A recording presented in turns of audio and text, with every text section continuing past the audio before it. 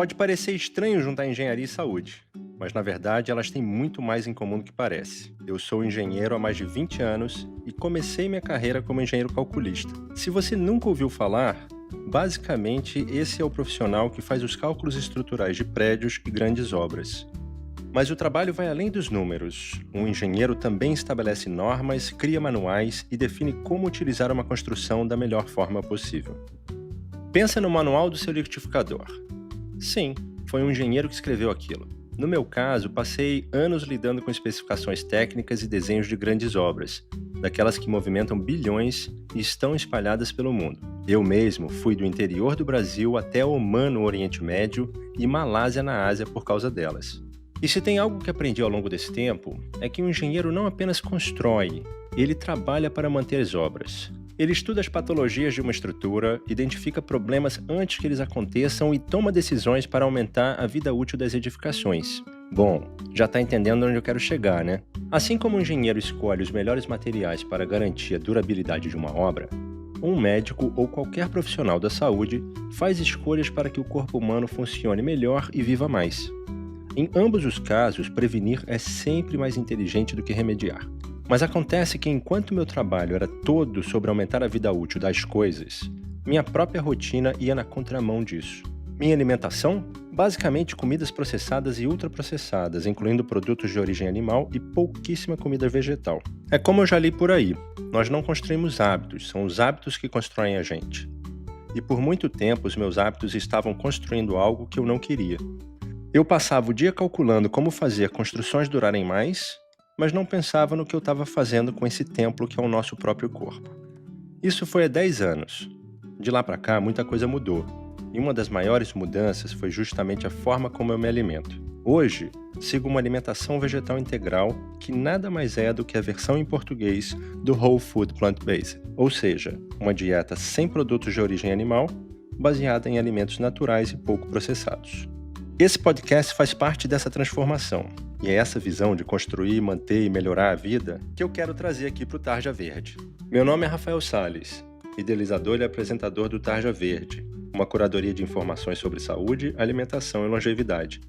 Selecionamos dados, ideias, pesquisas e assuntos que podem impactar positivamente a vida das pessoas, assim como impactam as nossas.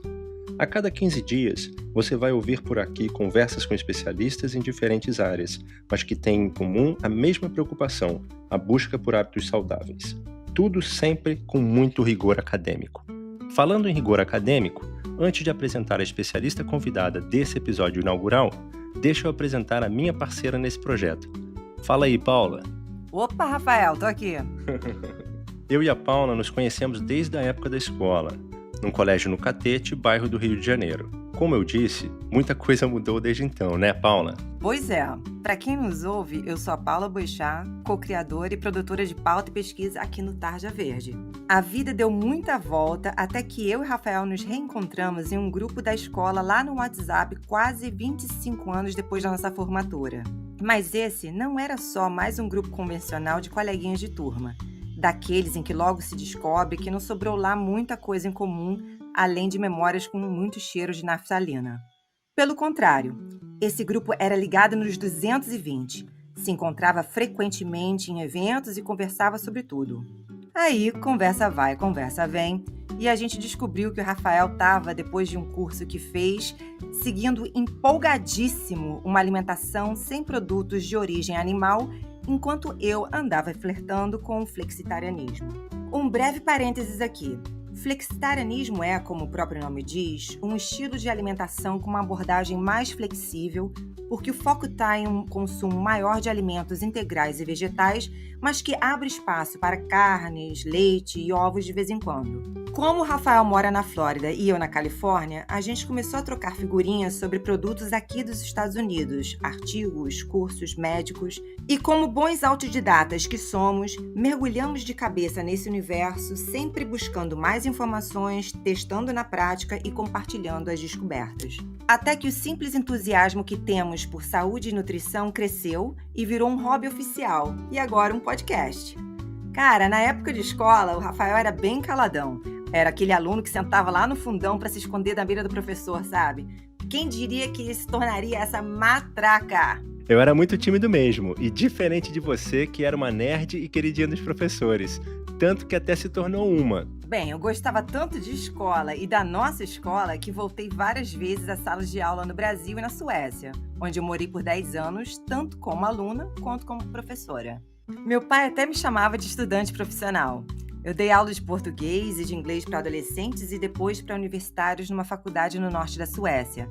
E acho que foi daí que veio esse mix de respeito pela academia e pela precisão da informação, mas também essa vontade de traduzir tudo de um jeito simples e direto. Porque conhecimento bom é aquele que chega, faz sentido e vira ferramenta para a vida, né? E foi assim que surgiu o Tarja Verde. E agora, sem mais delongas, vou contar mais sobre a convidada do episódio de estreia do Tarja Verde. A Alessandra Luglio é uma referência no campo de nutrição vegetariana. Ela é nutricionista formada pela USP e diretora do Departamento de Saúde e Nutrição da Sociedade Vegetariana Brasileira. Além disso, a Alessandra dá aula em cursos de pós-graduação em nutrição vegetariana e esportiva. É isso, gente. Sejam bem-vindos ao Tarja Verde, menos farmácia, mais feira. Estamos aqui com a Ale Luglio, nutricionista renomada, especialista em nutrição esportiva e ativista vegana. Ale, muito bem-vinda ao Tarja Verde. Sua trajetória é muito interessante. Conta um pouquinho mais de você. Obrigada primeiro, né, pelo convite, para a oportunidade de estar aqui, contar um pouquinho do que eu sei, um pouquinho de mim. Bom, eu sou nutricionista. O ano que vem faz 30 anos que eu atuo como profissional na área de nutrição. Ao longo de toda essa jornada, né, claro que não vou ficar aqui contando uma jornada de 30 anos, mas eu acho que o resumo de tudo isso é que sempre me motivei muito pelas evidências, por aquilo que realmente a ciência e os fatos trazem. Então, eu me coloco como uma pessoa extremamente atenta ao que está acontecendo ao meu redor, e por conta disso eu comecei a olhar um pouquinho mais amplamente sobre a alimentação, não somente sobre uma questão estritamente fisiológica, metabólica, celular, né? Eu falo que eu fiz um zoom out, né? Ou seja, ampliei a lente da nutrição para enxergar ela um pouquinho mais aberta. Isso veio junto com um pouquinho da minha história pessoal, de família, que sempre teve contato com o campo, então eu tenho, né, desde criança, contato com produção de alimentos, com o campo, porque meus pais sempre tiveram fazenda. E realmente eu comecei a entender que a minha profissão não levava em consideração nada do que acontecia da boca para fora, né, e simplesmente da boca para dentro. Sabendo das questões ambientais, dos desafios e olhando para o sistema da pecuária cada vez mais intensivo, conectado também com algo que é, assim, visceral da minha existência, que é o amor pelos animais, não teve como, com todos os dados que eu tive contato, eu não me tornar vegana nessa jornada toda. Eu sou vegetariana, minha história de indas e vindas, desde criança, quando eu soube que o porquinho que estava lá no meu prato era o porquinho que eu tinha abraçado no dia anterior, na fazenda, enfim. Eu resisti muito a comer carne desde criança, mas ao longo de toda essa jornada, ia, vinha, não comi carne vermelha a vida inteira, mas eu comia mascaradamente aí um pedaço de carne, até que realmente há mais de 20 anos eu falei assim, chega, carne não faz parte da minha vida, fui evoluindo nesse sentido, até que há 10 anos atrás eu tive contato com a Sociedade Vegetariana Brasileira, me voluntariei para trabalhar como voluntária na área de saúde e nutrição, ou seja, o que eu posso contribuir, e aí não teve jeito, os dados vieram muito fortemente, conhecer veganos, né, conhecer pessoas veganas, eu acho que essa coisa da comunidade fez eu entender que aquilo era o que eu sempre fui, visceralmente, mas que talvez o sistema, o ambiente nunca tenha me permitido, mas eu assumi isso, e desde então trabalho com nutrição à base de vegetais, à base de plantas, vegana, né? Tive que me atualizar e realmente desconstruir muitas das verdades que a nutrição sempre me colocou, né? Fui estudar nos Estados Unidos, fiz vários cursos sobre alimentação plant-based, porque aqui no Brasil não tinha referências. Toda a base da nutrição que eu recebia, que falava de nutrição vegetariana, era como se fossem reduções de dano. Ai, mas olha, para não ficar anêmico, faz isso, para não ter osteoporose, faz aquilo, para não faltar proteína. E eu comecei a olhar a nutrição, como eu disse, de uma forma totalmente desconstruída, entendendo a nutrição plant-based, não somente com essa visão de redução de dano, mas sim um grande potencial para a saúde humana. A partir dos estudos de tudo que eu vi, eu comecei realmente a praticar a whole food plant-based, que é uma dieta à base de alimentos mais naturais, mais íntegros, e falar sobre isso nas redes, em todos os lugares.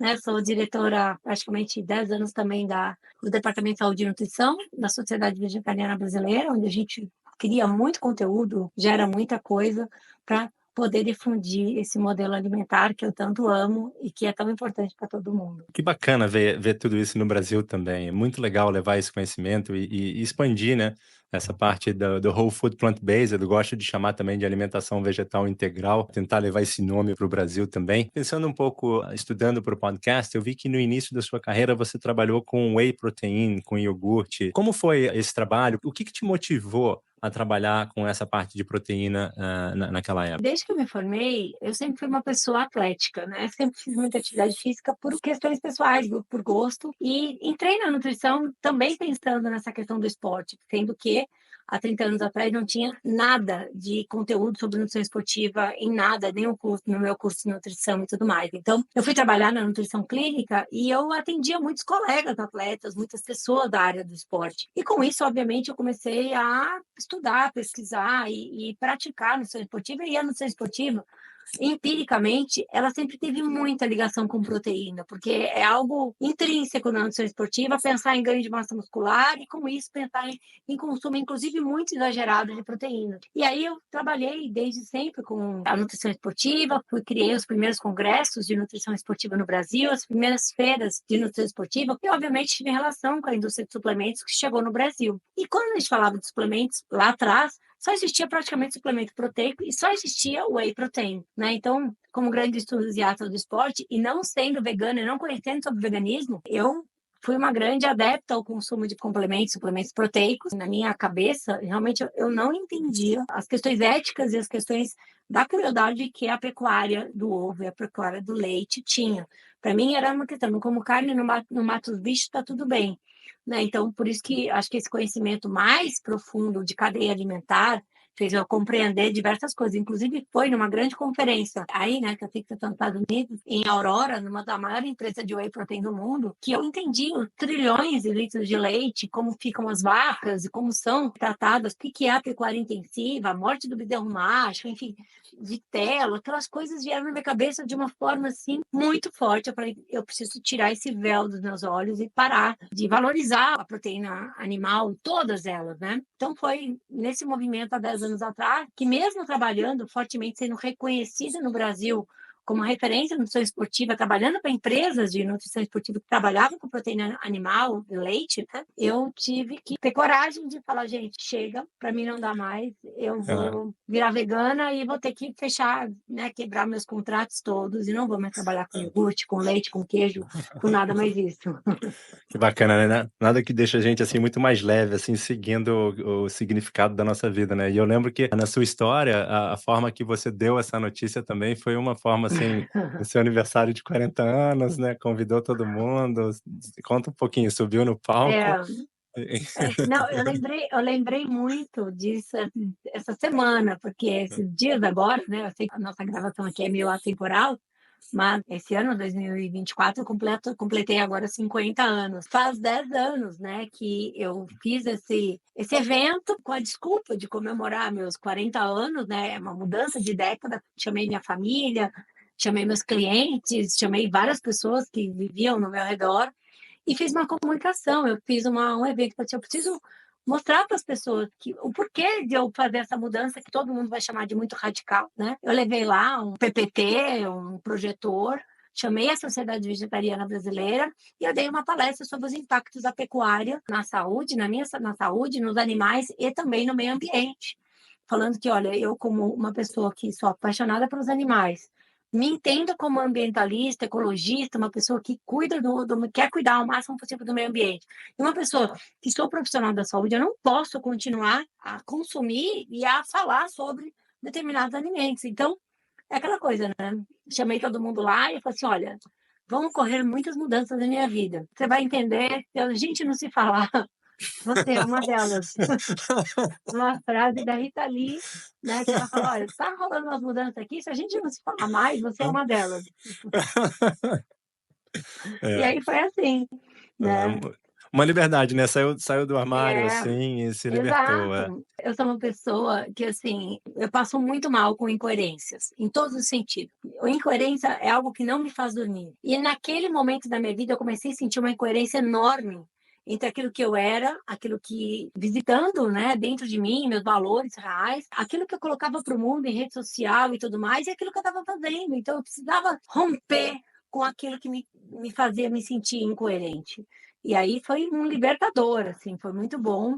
E a gente fica muito, eu acho que como dica aqui, né, muitas pessoas ficam com medo de assumir determinadas posturas e tudo mais.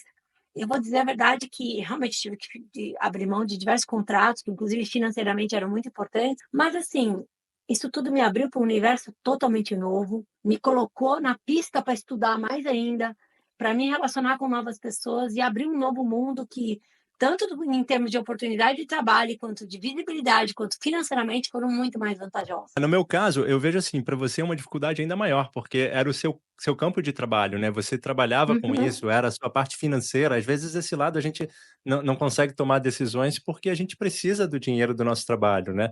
No meu caso, eu como engenheiro trabalho com outras coisas, então o veganismo, assim, a alimentação vegetal integral veio mais através da educação, eu não conhecia esse universo, eu não entendia o que faz bem para nossa saúde, e através do conhecimento, quer dizer, quando eu assisti a Dieta dos Gladiadores primeiro, eu peguei e fiz uma lista dos nomes dos médicos, tinha o Dr. Greger ali, aí eu fui atrás e comecei a estudar sobre aqueles médicos, que acabei parando lá naquele curso da U Cornell com o T. Colin Campbell, você também fez curso com Uhum. ele, e Já dali a fiz gente curso. foi aprendendo.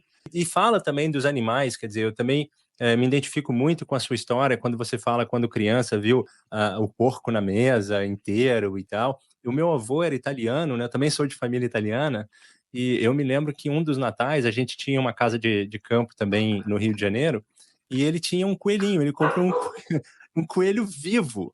E eu era criança, eu devia ter 8, 9 anos de idade, alguma coisa assim, e a gente ficou brincando com o coelho durante 2, 3 dias. Ninguém falou que aquele coelho ia ser comido, ninguém sabia. E de repente, na ceia de Natal, o coelho estava inteiro na mesa assado. Exatamente Aquilo como a me minha história. é, aquilo me chocou de uma forma, assim, eu nunca na minha vida comi carne de coelho, por causa desse dia, né. As É. crianças se rebelaram na noite lá de Natal, não comemos o coelho, choramos pra caramba, mas isso ficou muito forte, mas eu continuei comendo carne. Eu cheguei, assim, uma época na minha vida, eu achava que a carne era importante no aspecto nutricional, mas com conhecimento, a quantidade de gordura saturada, e depois veio também o lance dos animais, que eu sempre gostei dos animais, aí você consegue juntar tudo, né. Praticamente o mundo inteiro acreditam realmente que a carne seja essencial, que a carne seja necessária. Talvez não tiveram a oportunidade de ter contato com o outro lado do conhecimento, com as outras questões. Por quê? Porque o mundo, tradicionalmente, é uma grande empresa, vamos dizer assim, que tem lá, trabalha fortemente marketing, trabalha fortemente a modulação da ciência, fortemente os nossos hábitos e tudo mais, para que a gente realmente consuma sem questionamento. A gente se convence demais de tudo isso e não questiona. Eu acho que um dos grandes arrependimentos de ter se tornado vegano é de não ter se tornado vegano antes, né, eu Ah, escutei mas você também. esse sempre, todos os veganos. Você tem algum arrependimento único de não ter me tornado vegano antes? Essa é uma fala também de Lewis Hamilton, numa entrevista que eu vi, ele falou assim: tá, mas do que você abriu mão? Do que você sente falta? Do que você se arrepende por ter se tornado vegano? A única coisa que eu me arrependo é de não ter visto tudo isso antes e ter feito essa transição o mais rápido possível, né? Uma das informações que me chocou, assim, é quando eu vi que a carne processada é um produto classificado como cancerígeno pela Organização Mundial da Saúde, e a carne vermelha é um provável cancerígeno também. Quer dizer, são informações que, assim, eu não tinha, assim, eu pensava: "Nossa, por que que o médico nunca me falou isso? Por que que essa informação não chegou a mim na escola ou no momento que eu estava estudando?" E aí eu posso decidir se eu vou comer ou não, mas eu comi a carne vermelha Exato. sem saber dessas coisas, então é um absurdo. Você imagina o hábito alimentar americano, né, nos Estados Unidos, até o Brasil não fica atrás, ou seja, de carnes ultraprocessadas. Todo café da manhã americano tem bacon, salsicha. Todo almoço, inclusive nas escolas, tem hambúrgueres fatiados, peito de peru, presunto. Por conta da alimentação que se come muito sanduíche também, essas carnes processadas, elas representam um grande percentual das calorias diárias da grande maioria dos americanos, e aqui no Brasil não fica atrás. O brasileiro come em torno de 20 a 25% das calorias diárias de alimentos ultraprocessados, com uma parte disso vindo dos carnes, né? Então isso é muito sério. Não por menos que 500.000 de pessoas morrem de doenças cardíacas, e atrás disso vem câncer aqui nos Estados Unidos, quer É, dizer, doenças que vêm da alimentação, né? Carne ultraprocessada, segundo os dados da OMS, a cada 50 gramas por diária de carne ultraprocessada, por exemplo, uma salsicha por dia, 50 gramas, se aumenta em 18% a chance de você ter câncer coloretal, que é a segunda maior causa de morte por câncer no Brasil. Totalmente evitável, né? Quer dizer, a gente Totalmente não é porque é comestível que deve ser nosso alimento, né? consumido, né? Consumido, né. E falando de proteína também, eu sei que essa é uma das suas especialidades e sempre, assim, eu sei que é um assunto muito batido, mas eu sempre acho que vale a pena, porque tem as novas pessoas que vão procurando sobre veganismo e informação, sempre tem aquele mito de que a proteína vegana é de baixa qualidade e a proteína animal é de alta qualidade. Como que você explica isso, assim, de uma maneira que a gente possa entender? Quer dizer, a gente tem acesso a toda a proteína que a gente precisa no veganismo? Que é o maior mito, inclusive é o maior meme do veganismo, né? É a proteína, né? Ninguém nunca se preocupou com a sua vida, com a sua nutrição em geral, com nada que você come. Até o dia que você fala na mesa da família que você virou vegano, vão perguntar de tudo, vão virar todo mundo, né? Perguntar principalmente de onde você vai tirar as proteínas. Esse mito, ele vem claramente pelo fato de que nós aprendemos a entender os alimentos de origem animal, por exemplo, a carne no prato, o queijo, o ovo como proteína. Esses alimentos são considerados proteínas. Não se tem noção de que esses alimentos, carne, leite, ovos, eles são alimentos que contêm proteínas. Quando a gente vai para o reino vegetal, nenhum alimento chegou nesse nível de classificação de ser chamado de proteína.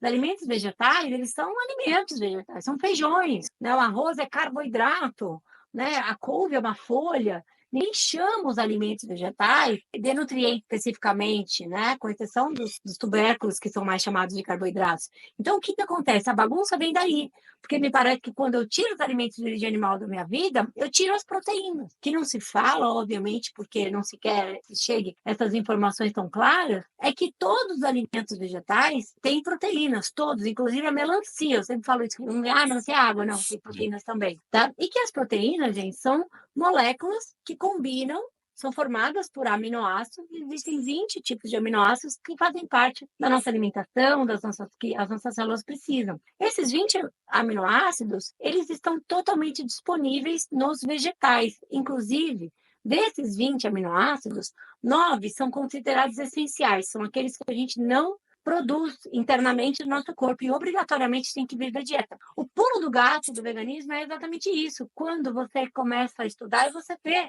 que quem produz, quem sintetiza esses aminoácidos essenciais são exclusivamente as plantas, são os vegetais. E você come os aminoácidos essenciais através de carne, leite e ovos, exatamente porque o animal comeu o vegetal. Esse animal, nessa história, ele é um atravessador. Eu posso e tenho total direito de tirar o animal dessa história e ir direto à fonte, consumindo, né, todos os aminoácidos essenciais e todos os aminoácidos necessários através dos alimentos vegetais.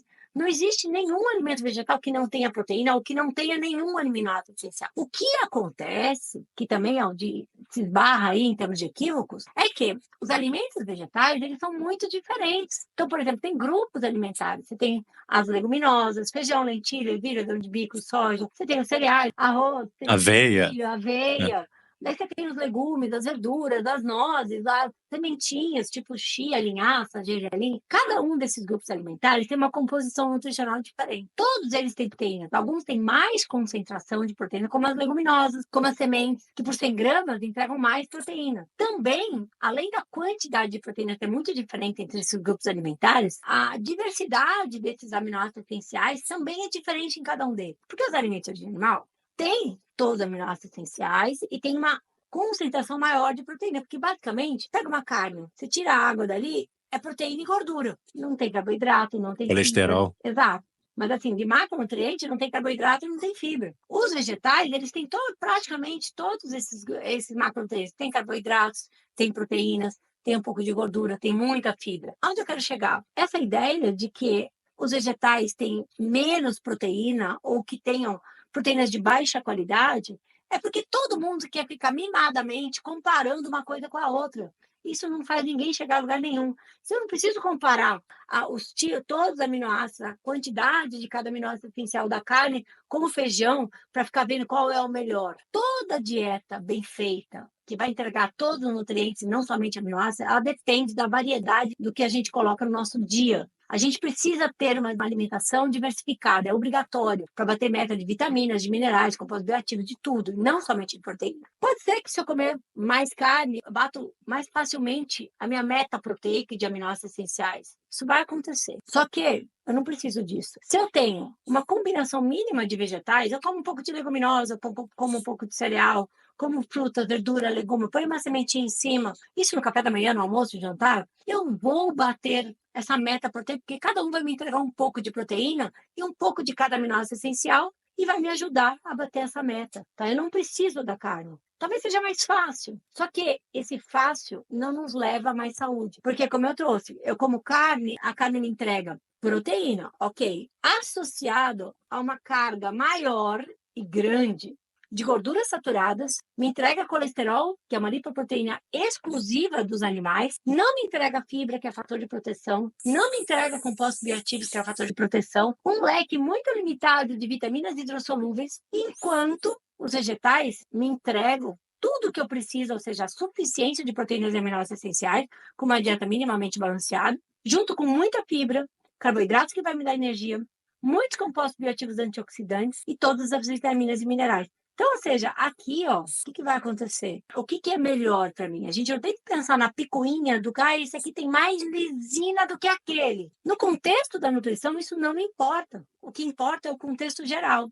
E uma dieta que prioriza as proteínas vegetais, ela vai trazer fatores de proteção e fatores nutricionais muito mais vantajosos para a saúde do que dietas que protagonizam os alimentos de origem animal, tá? Então isso é muito mito. E a carne vem sempre com um alto preço, alto custo para a sua saúde, como você está falando, né? Com a gordura saturada, colesterol, que você não precisa disso, com certeza. Você tocou num assunto que eu achei muito interessante, que é a variedade de alimentos. Você já ouviu falar no Dr. Will Bulsiewicz, que é o autor do livro Aqui é Fiber Fueled, acho que é Movidos à Fibra.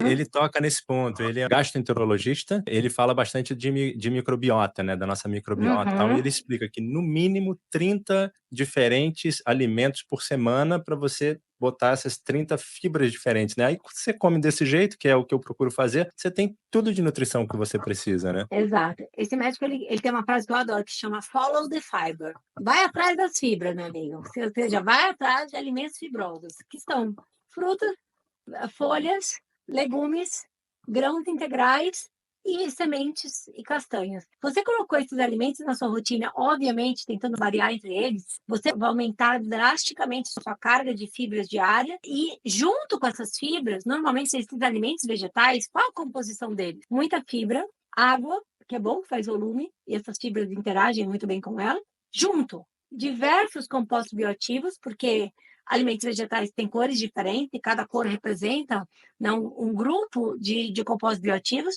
uma variedade de vitaminas e minerais. Então, ou seja, você seguindo essa variedade nutricional, você vai trazer uma carga nutricional muito maior, que é importantíssima para os processos metabólicos acontecerem, se o metabolismo está ativo e tudo mais.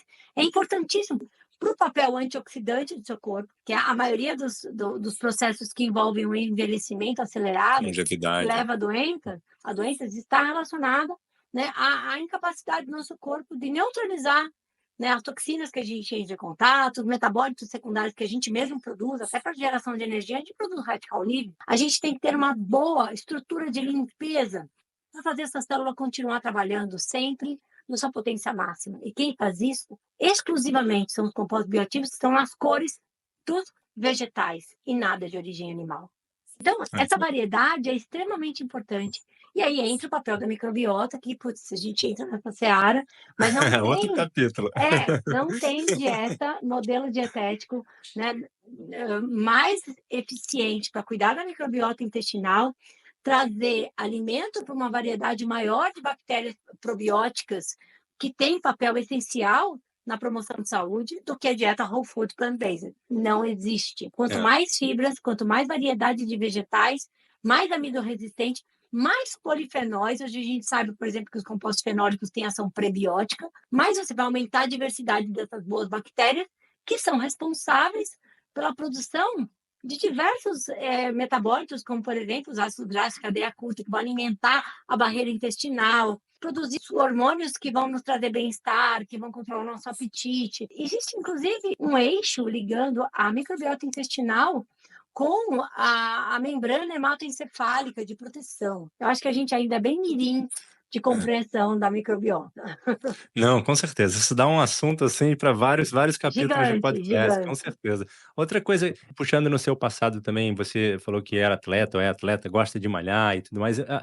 O exercício físico é importante para a nossa saúde, e à medida que a gente vai envelhecendo também, a gente precisa desenvolver a musculatura do corpo para envelhecer mais saudável, proteger os ossos e etc e tal, né? Em relação a desenvolver a massa muscular, o que que a dieta vegana, o que que a gente precisa focar? Que tipo de alimento a gente precisa comer para realmente desenvolver? Qual a porcentagem de proteína que você diria que é bom para a gente em relação às calorias, para a gente desenvolver massa muscular na nossa idade, assim? Seguir uma dieta vegana para manutenção e ganho de massa muscular, as estratégias não são diferentes da dieta onívora.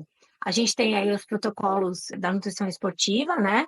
Que convém, ou seja, você tem que ter uma adequação calórica, esse é o primeiro ponto. Tá? Dietas hipocalóricas, elas nunca vão trazer adequação. Você pode fazer uma dieta hipocalórica quando você precisa perder gordura, porque é a chave do sucesso para perda de gordura. Porém, quando você visa o ganho de massa muscular, você tem que entregar calorias suficientes para o seu corpo. Por quê? A reparação e a construção de fibra muscular é meio que, entre aspas, um luxo para o seu corpo. Ele tem como prioridade sempre manter suas funções vitais, o mínimo do metabolismo acontecendo, do cérebro e tudo mais. Se sobra energia, uma vez que haja o estímulo, que é a atividade física, ele vai sintetizar a fibra muscular para manter você ficar preparado para os estímulos que você está dando para o seu corpo. Tá? Então, essa é a primeira coisa, porque todo mundo fica só pensando em proteína. Proteína. Você vê uma pessoa que começa a malhar, começa a treinar, ela vai lá no self-service, né? Pensando assim, agora eu estou treinando. Ela comia uma colher de arroz, uma de feijão e uma colher de frango, pensando numa dieta onívora. Quando ela coloca na cabeça que ela está malhando, ela continua comendo uma colher de arroz, uma de feijão e coloca 3 filés de frango, porque ela só pensa que proteína seja necessária. Então, esse é o primeiro grande equívoco. E uma dieta plant-based, ela tem uma adequação melhor, entrega os 50%, 60% das calorias diárias provenientes dos carboidratos, que é super necessário para a gente ter nosso combustível ali, uma adequação calórica, e aí trabalhar não diferente do que um onívoro, entre 15% e 25% das calorias diárias de proteína. De uma outra forma, talvez mais fácil de se compreender, os estudos mostram que uma pessoa com atividade física leve, consumindo 1 grama de proteína por quilo de peso, ela já tem boa reparação muscular. Uma pessoa mais ativa, uma pessoa que visa o ganho de massa muscular, até 1,6 gramas você tem, até o último ISSN, né, o Sports Nutrition Society, que tem o congresso esse ano, né, alguns professores meus estavam lá, assistiam os vídeos. Os estudos mais modernos não mostram qualquer vantagem de se consumir mais do que 1,6 gramas de proteína por quilo de peso, né, para ganho de massa muscular em qualquer modalidade esportiva. Atividades leves, atividades mais intensas, entre 1 e 1,6 gramas de proteína por quilo de peso, não se colocando numa condição hipocalórica, tá? E isso numa dieta vegana é relativamente simples de você alcançar, uma vez que você tem uma dieta minimamente bem projetada, que inclua no mínimo 2 porções diárias de leguminosas, tofu, tempê. Você pode usar proteína texturizada de soja, você pode usar suplemento proteico se você quiser, mas assim, eu deixo muito claro que o que vai garantir uma boa alimentação em bater meta calórica com a proporção ideal de proteína não é se entupir de suplemento, é comer grão, porque ele vai trazer exatamente a proporção boa entre proteína e carboidrato, porque a gente precisa de 50% a 60% das calorias de carboidratos. Não hipervaloriza a proteína, porque você está jogando dinheiro fora, fazendo seu corpo trabalhar mais do que precisa e gastando o planeta por burrice pura. Não precisa. Não precisa. Hoje eu dei uma olhadinha no seu Instagram e eu vi um post bem bacana que você estava comentando uma reportagem que saiu no jornal, falando que os vegetarianos ou os veganos são autoconsumidores de comida processada, ou consomem mais processado que os carnívoros. Até você fala assim, não é carnívoro, é onívoro. E ali eu achei um ponto curioso, quando você jogou os dados do veganismo pela USP, né, do estudo da Universidade de São Paulo, e você mostrou que naquela classificação de 13% de comida ultraprocessada dos veganos, estava incluso a proteína de soja, né? O PTS, estava o Texturizada, isso. tofu, estava proteínas em pó, quer dizer que não tem nenhuma adição. Você mesmo fala de açúcar ou de gorduras ali, né? Nós podemos consumir o PTS, o tofu, a proteína de soja, ou a proteína de ervilha, essas coisas. É importante isso na dieta ou não seria necessário? Vamos Como você vê isso? Ótima pergunta. Isso é a polêmica sempre, né? Primeiramente, pessoas que têm uma alimentação mínima, têm uma atividade física moderada, pessoas que não precisam consumir, assim, tipo, que nem um fisiculturista ou um super atleta de ponta, que eu tenho atletas, colegas que eu sigo, né, que atletas olímpicos, veganos, que a gente faz dieta de 5.000 calorias por dia. É uma questão de volume, é uma questão que até o onívoro. Você vê essas pessoas, o atleta onívoro, ele consome suplemento proteico, ele consome esses alimentos. Então, assim, não é um problema do vegano.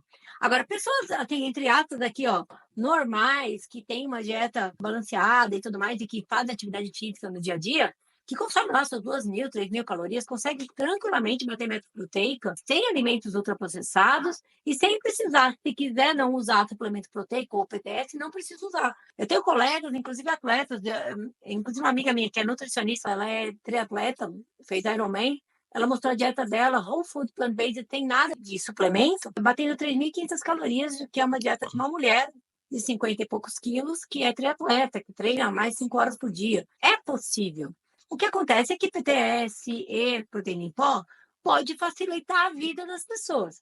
E o que é a polêmica da história é que realmente aqui no Brasil a gente tem, né, o Guia Alimentar Brasileiro, que é muito bem feito, do NUPENS, o Núcleo de Nutrição da USP, coordenado por um grande cientista brasileiro. O que acontece é que, há 10 anos atrás, fizeram essa classificação do que era processado, do que era ultraprocessado, e levaram, lá naquela época, 10 anos atrás, pouco se falava sobre proteínas alternativas. Você não tinha os hambúrgueres vegetais, não tinha nada. Então, ou seja, eles classificaram os processos, como, por exemplo, os alimentos extrusados, que são alimentos como que vem salgadinho e todos esses que pegam a farinha de grãos refinadas e pegam, por exemplo, até as proteínas isoladas e colocam elas em pressão e calor e elas expandem, faz aqueles floquinhos. É a máquina de fazer fandango, que é a mesma que se usa, por exemplo, para fazer a proteína de soja texturizada. Você põe lá a proteína isolada com água, põe num pistão, põe em calor e ele meio que explode que nem uma pipoca. Só que naquela época, esses extrudados eram carregados de açúcar, de sal, de gorduras, de óleo e de aditivos, glutamato monossódico e tudo mais. E, de modo geral, colocaram que os extrusados eram considerados ultraprocessados. Porém, a proteína de soja texturizada, ela só passa por esse processo, mas ela não é adicionada de nada. Basicamente, a composição é proteína concentrada ou isolada de soja. Ou você não tem ali a sal, açúcar, adição de óleo, aditivos. Então, assim, é uma sacanagem colocar um alimento desse numa classificação de ultraprocessado, porque o impacto na saúde de consumir uma PTS hidratadinha e um salgadinho cheio de aditivos, óleo, sal, açúcar, o que for, é muito diferente, gente. Então, é essa a nossa briga e a proteína isolada também. Você tem processos físicos, processos enzimáticos que pegam as proteínas, fazem proteína de ervilha pura. As composições dos suplementos proteicos veganos, à base de ervilha, de arroz, aqui no Brasil e aí nos Estados Unidos também, a maioria deles é muito clean label.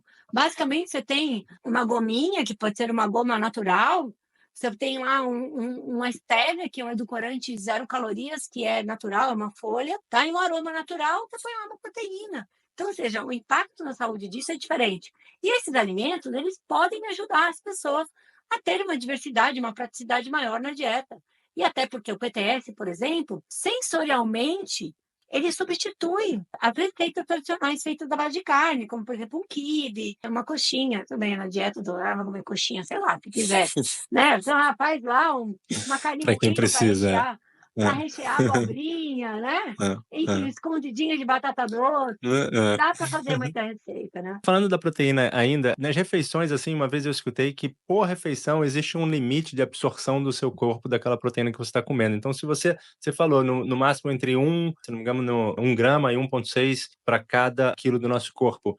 Se a gente come muita proteína, o nosso corpo não absorve, qual é o limite de uma refeição, assim, que a gente consegue comer de proteína? Tem esse número ou não? Primeiramente, a gente achava realmente lá atrás que a gente tinha assim, um limite absortivo a nível intestinal. Só que recentemente, os últimos estudos mostram que isso é muito relativo, isso depende muito de pessoa a pessoa. E nosso corpo, ele é extremamente moldável e adaptável.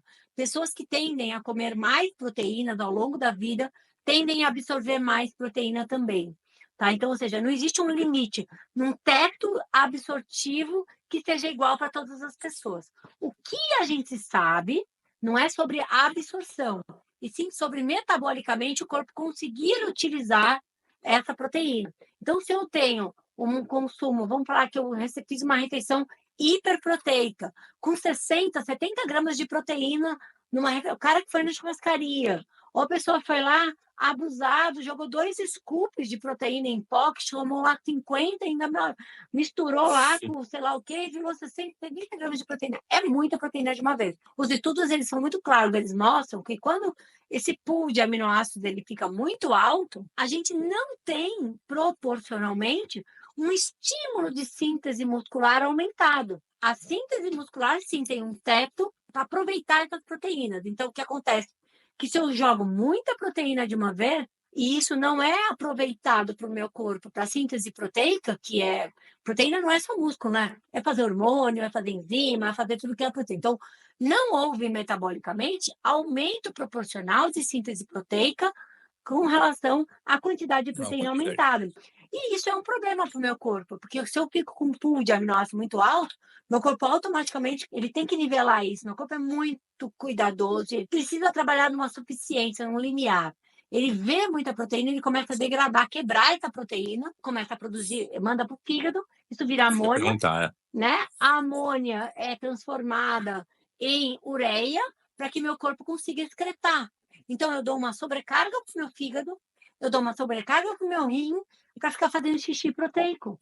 Tá? Pedras nos rins, pedra na vesícula. Exatamente. Além de, né, esforçar os nossos órgãos que são vitais, como fígado e rim, você tem uma outra questão, né, que é esse excesso proteico, esse excesso de amônia circulante, esse excesso de creatinina, de ureia, principalmente, circulante. A gente consegue ver isso através dos exames de sangue. Essa pessoa que está com os níveis aumentados de ureia e de amônia circulante, o que acontece? Ela tende a ter um padrão mais acidificante do corpo. Porque essas substâncias acidificam. Então, você também obriga o seu corpo a ficar, durante muito tempo, fazendo o que a gente chama de efeito tampão. Obriga o nosso corpo a ficar equalizando esse pH sanguíneo, porque nosso corpo não pode acidificar e não vai acidificar. Porque a gente tem sistema de segurança, a gente chama de sistema tampão, em que a gente começa a jogar no sangue substâncias tamponantes, que, em sua maioria das vezes, vêm principalmente da nossa massa óssea. Então, a gente tem estudos que mostram um desgaste ósseo para tentar gerar, quebrando lá as tramelas dos ossos, para poder jogar no sangue mais carbonatos, bicarbonatos, que tem esse efeito de tampão por uma vida ácida que essa pessoa tem por excesso de consumo proteico.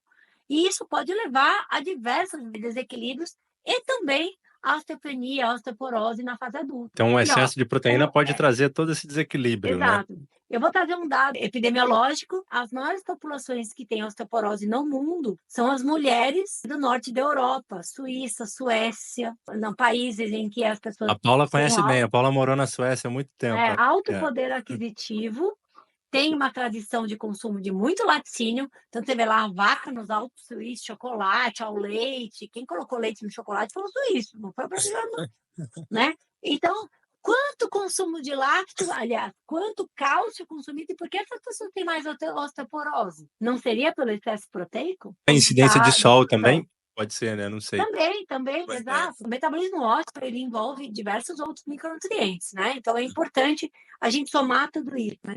Será que essas dietas hiperproteicas, elas não estão causando esse desequilíbrio no eixo de tamponante e ácido base para poder, por conta de tanta amônia, de tanta ureia que se produz, tentando excretar os excessos proteicos? Com certeza. E só para finalizar um pouco esse assunto de macronutriente, tem um que às vezes ele é o vilão da história, que é o carboidrato, né? Quando a gente escuta uma pessoa que foi diagnosticada com diabetes tipo 2, ou a pessoa quer emagrecer, ela tem que cortar o carboidrato, fazer uma dieta low carb, uma cetogênica e tal. E eu acho que eles agrupam os carboidratos como se fosse num único lugar, né? Um único grupo de carboidratos, né? O que a gente deve saber de carboidrato? É saudável ou não é saudável? Como separar separar isso? Primeiramente, que esse conceito de ter que cortar carboidratos para quem tem pré-diabetes e diabetes é totalmente equivocado, é um grande erro da medicina. Pelo contrário, Que bom a gente escutar tem isso. estudos muito bem direcionados, muito bem conduzidos aí nos Estados Unidos. De Norwich tem um estudo fantástico na sua clínica de reabilitação,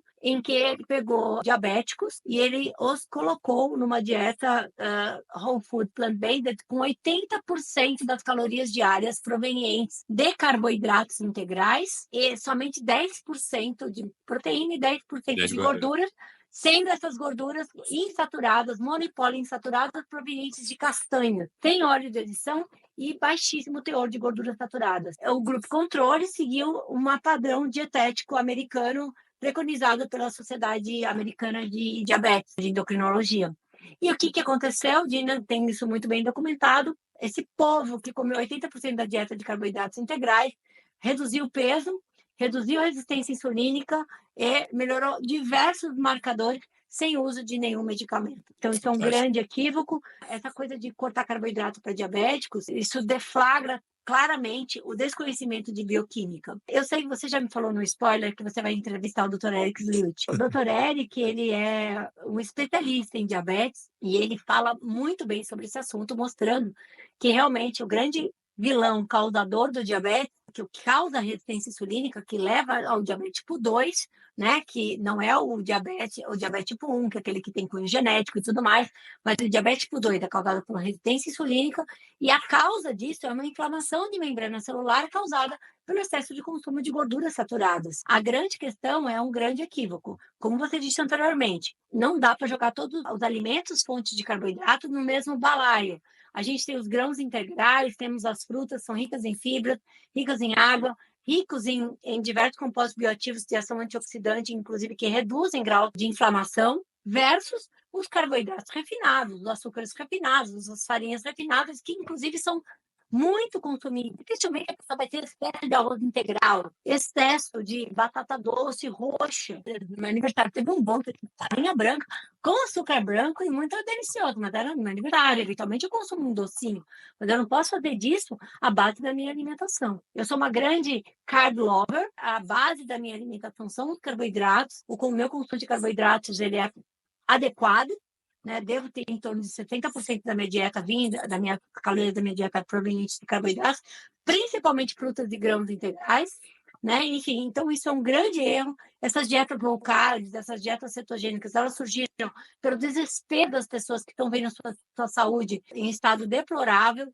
É muito mais simples você cortar grupo alimentar e colocar eles como venenos, midiaticamente como venenos, do que explicar sobre o seu papel, a sua bioquímica e principalmente falar de ter parcimônia e trazer a alimentação mais integral do dia a dia.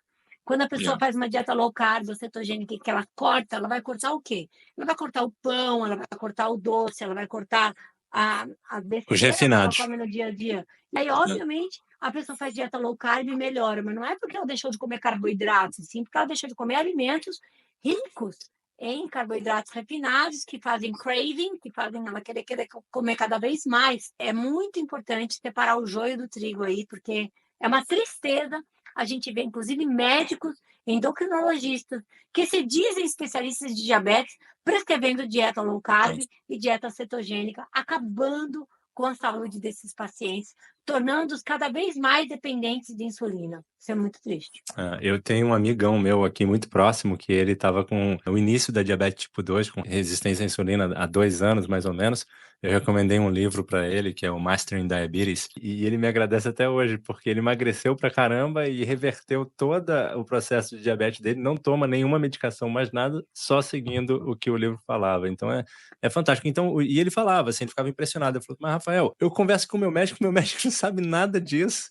O meu médico não concorda com o livro, e aí eu decidi fazer sozinho, porque você falou, eu fiz sozinho e colhi resultados. É desesperador o despreparo da sociedade médica. E o diabetes, 1 em cada 11 brasileiros tem diabetes, diagnosticado. 1 em cada 11. Então, ou seja, em torno de 10% da população mundial é diagnosticada como diabético. Então, os pré-diabéticos e aqueles não diagnosticados são isso não para de crescer os números, né? É uma doença, É, é um problema de saúde pública. é um mito também, em relação ao álcool, né, as pessoas acham que existe um consumo de álcool seguro e que o vinho tinto Uhum, teria algum benefício para a saúde. Qual é o é. benefício do álcool para a saúde? Nenhum. Não existe nível seguro de É. consumo de álcool. Você pode consumir por sua conta e risco de forma recreativa, mas não espere que, Hum. meu avô, meu sogro, lá na Itália, viveu até os 95 anos tomando uma taça de vinho tinto todos os dias. Realmente, a vida que ele vivia era outra, as condições eram outras, né? Nem agrotóxicos existia na vida dele. Então, outras coisas, não era o vinho que fez ele viver mais e melhor. Dentro de um padrão dietético, de um estilo de vida protetor, se você escolher vamos pensar assim, entre as escapadas, uma tacinha de vinho tinto, não é isso que vai trazer grandes consequências negativas na sua vida. Mas você tem que ter um contexto para isso, né? E o resveratrol, minha gente, a gente consome nos alimentos roxos, né? Você pode tomar suco de uva, você pode consumir açaí. Quem mora no Brasil, a antocianina tem papel muito importante, similar ao resveratrol, em fator de proteção cardiovascular. Isso é muito bacana. E então, quer dizer, não existe consumo seguro, e eu sempre falo assim também que o importante para a saúde não são as exceções, né? É a É. rotina. Você tem que manter uma rotina saudável. Tem aquela máxima que a gente fala aqui também nos Estados Unidos, que o que faz mal à saúde não é o que você come entre o Natal e o Ano Novo, é o que você come entre o Ano Novo e o Natal. A vida inteira eu falei para meus pacientes, o que impacta a sua saúde e até seu objetivo estético não é o que você faz de vez em quando, é o que você faz de vez em sempre. É de vez em sempre a todo dia, né? As É. exceções são exceções, né? Em relação à suplementação para vegano, tendo que a gente precisa pelo menos de 2 vitaminas, né, tem algum outro tipo de suplemento que o vegano precisa? Falando da B12 ou de repente da D3. Eu tomo B12 e de vez em quando D3 também. Existe algum outro tipo de suplemento importante? Existem suplementos que fazem mal? De modo geral, assim, a grosso modo, porque a suplementação é algo que tem que ser individualizado. A grosso modo, a vitamina B12 é aquela que a gente pode até colocar como essencial. Ela é produzida no solo, não faz parte do metabolismo das plantas, portanto, quando a gente come planta, a gente não come vitamina B12. Se nós vivêssemos de uma vida rural, em contato com a terra, em contato com colhendo nossos alimentos, colocando despretensiosamente a mão na boca, colhendo o fruto do chão e comendo, automaticamente nós teríamos B12, porque nós precisamos de 2,4 microgramas por dia, é algo imperceptível que estaria na natureza, mas a nossa distância da natureza faz com que veganos precisem olhar com muita atenção a vitamina B12, que precisa ser tratada com muito cuidado e muito provavelmente ser suplementada, principalmente para mulheres grávidas e crianças e bebês. Não pode faltar de jeito nenhum vitamina B12 nessas fases, por isso que a suplementação é assim, precisa acontecer. Agora, só preciso trazer um dado, os estudos mostram que 50% da população vegana não suplementada tem deficiência de B12, e 40% da população onívora também tem deficiência de Precisa. B12. Não é Tá? tão Então, ou grande, né? seja, é muito provável que os veganos tenham menos deficiência de B12, porque todo vegano tem pânico de B12 e já começa a suplementar. Então, é mais provável achar um onívoro com deficiência de B12 hoje do que um vegano que minimamente estudou um pouquinho, recebeu orientação e começou a suplementar a vitamina B12. Tá? Então, precisa suplementar. A vitamina D não tem a ver diretamente com o veganismo.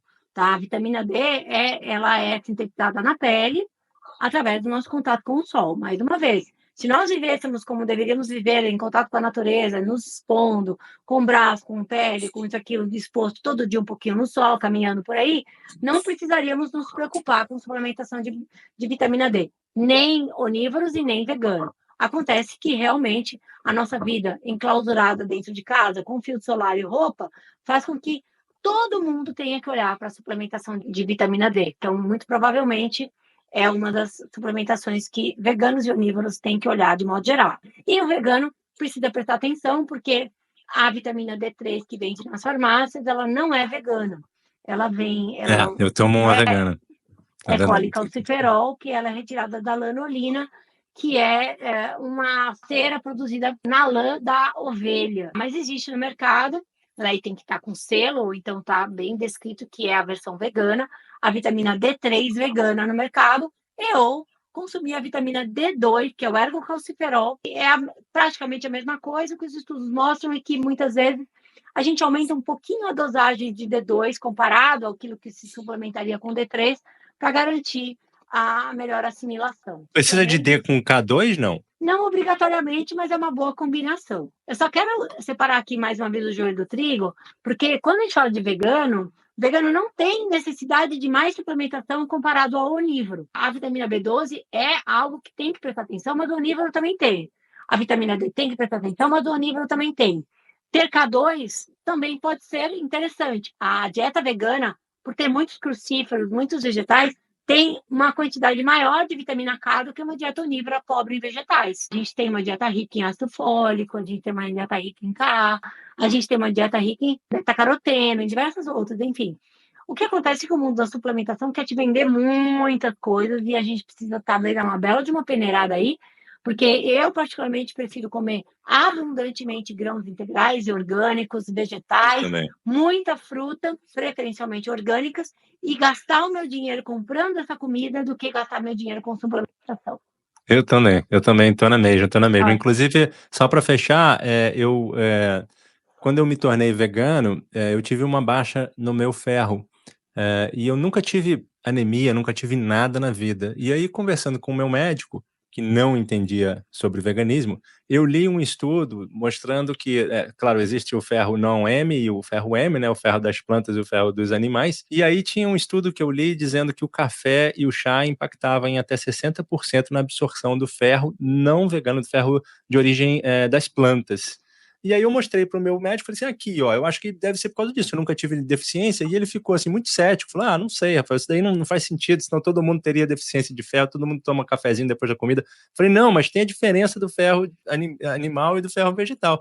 Aí ele falou, pode testar. Eu tomava café todo dia depois da alimentação, depois do almoço. Eu parei de tomar café depois do almoço, segui o que o estudo falava, até uma hora antes da alimentação ou 2 horas depois, e o meu ferro voltou ao normal. Se você tivesse colocado uma vitamina C ou um limão também. espremido, a conjunção do ferro não M com vitamina C em uma refeição pode aumentar até 75% a absorção do ferro, chegando a níveis superiores à absorção do ferro M. E aí ferro pode tomar M, café depois, não? Ou é melhor evitar o café?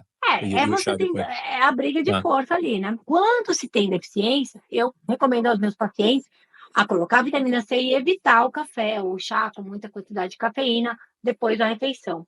Agora, quando se está estável, numa condição normal, com ferro ok, eu nem olho muito para essa questão da absorção, significa que aquilo que você está consumindo é o suficiente.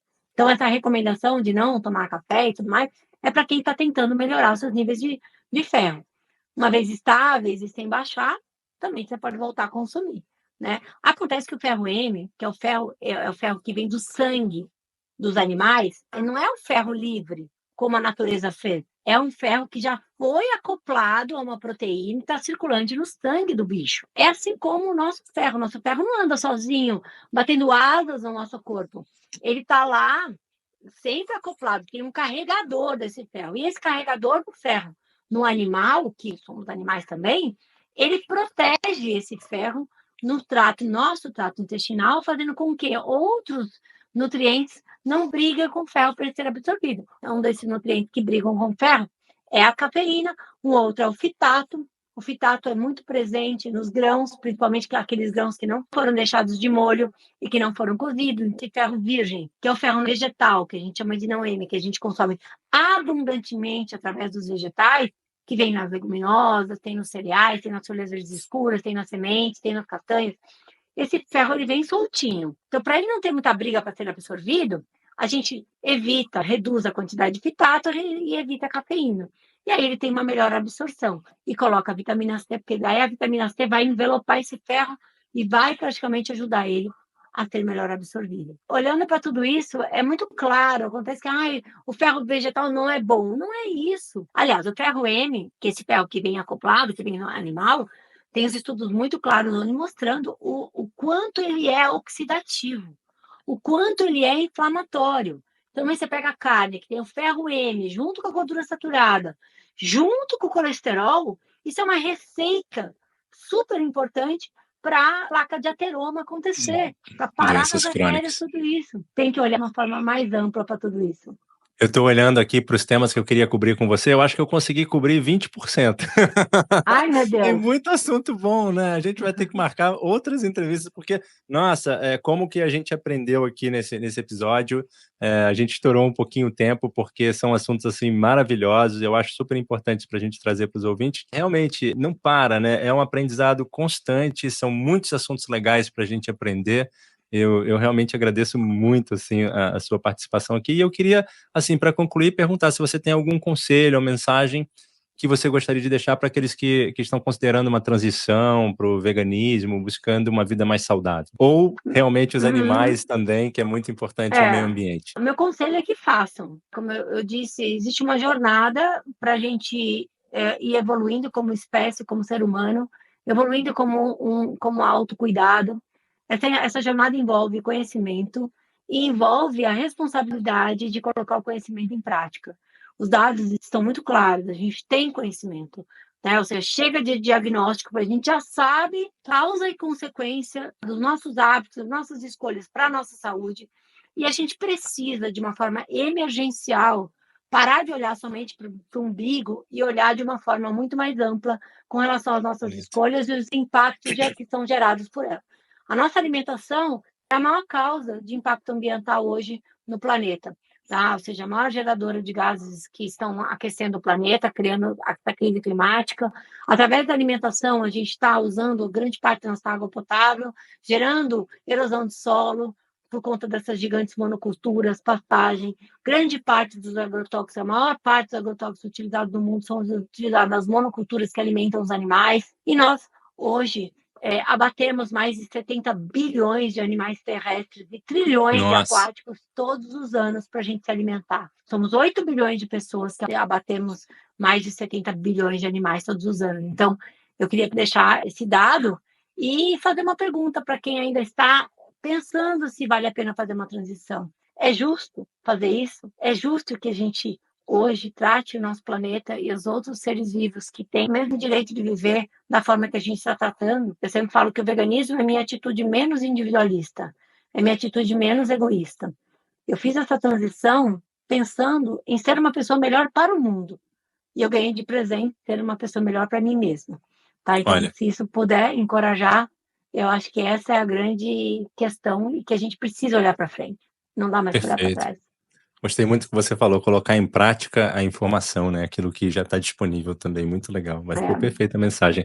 E assim, seus próximos projetos, como a gente pode acompanhar o seu trabalho através do seu Instagram? Eu estou envolvida com muitos projetos hoje, muito, muito, muito. Meu Instagram é simples, @aleluglio. Lá eu acabo divulgando a maioria dos meus pensamentos e também consigo colocar os eventos que eu vou participar. Para 2025 eu tenho uns projetos mais audaciosos que envolvem bastante conteúdo. Estou gravando alguma série de documentário também para falar sobre o impacto da alimentação. É isso, acho que basicamente continuo fazendo a mesma coisa. Me sigam a Sociedade Vegetariana Brasileira e no site da SBB tem diversos materiais gratuitos que é só baixar. Você entra lá em publicações, tem o guia, um dos maiores guias do mundo em nutrição vegana no esporte, a gente escreveu esse ano. Tá gratuito o PDF para ser baixado, ele é bem interativo, são quase 300 páginas de muita evidência. Quem escreveu foi o meu pupilo, né, que é meu aluno que eu abracei porque ele é muito bom, o Felipe Tessoni, junto comigo. A gente fez aí 2 anos de muita pesquisa para poder entregar para o mundo esse guia. Quem quiser baixar, eu acho que é bem bacana, traz muito conhecimento. Muita Ótimo. coisa acontecendo que é até difícil de falar.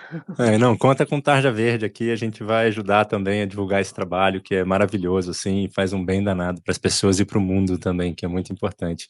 Tem algum livro, algum documentário que te marcou, que você gostaria de recomendar, não? O Eu, livro do assim, próprio Eric Slewett, né, que a gente também... todos, né? É, Todos eles. Todo. Doutor Eric é só chamar ou colocar o nome dele e procurar, tem muita coisa. Comemorando 20 anos que foi lançado esse ano, o documentário que mais veganizou brasileiros se chama Carne é Fraca. Está disponível no YouTube. Ele foi um documentário dirigido pela Nina Rosa, uma das maiores ativistas animais. Ele tem 20 anos, a gente fez uma comemoração desse documentário esse ano, mas ele ainda é atual.